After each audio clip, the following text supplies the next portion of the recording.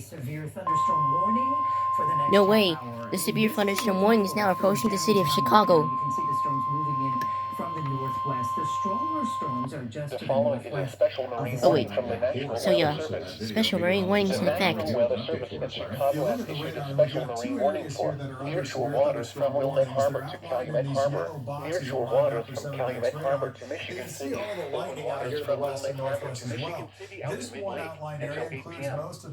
At 5:57 p.m., strong thunderstorms were located along a line extending from near Wilmette Harbor to O'Hare Airport to 6 nautical miles north of Aurora, moving southeast at 40 knots. Hazard, wind gusts to 40 knots and small hail.